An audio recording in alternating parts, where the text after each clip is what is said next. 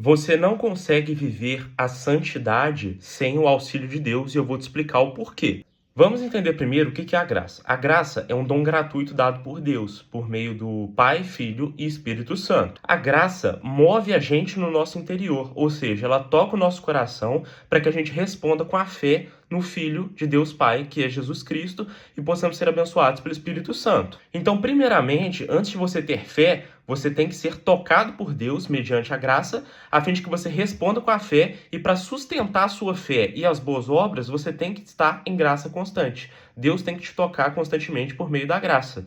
Então, o auxílio de Deus, a graça que te toca e a cooperação que você tem com a graça são muito importantes para manter uma vida conforme o caminho reto e a santidade. Se você nega isso para a Igreja Católica, você cai num negócio chamado pelagianismo. O pelagianismo é uma doutrina que surgiu há muito tempo atrás, que fala que você consegue manter uma vida de acordo com a santidade, com o caminho reto, sem a ajuda da graça, que a ajuda da graça de Deus seria opcional.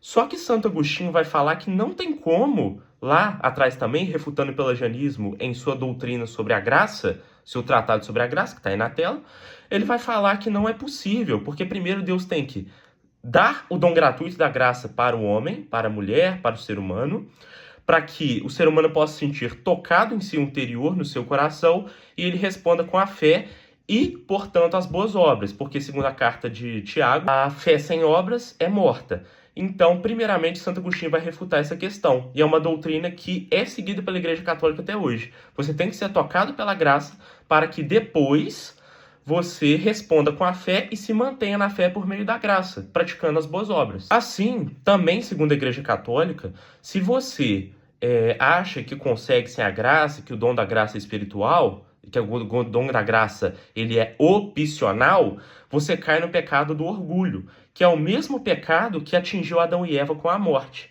Então, para você não ter esse pecado do orgulho, você tem que ter humildade diante de Deus. O que isso significa? Recorrer sempre a Ele na oração diária, constante e sincera.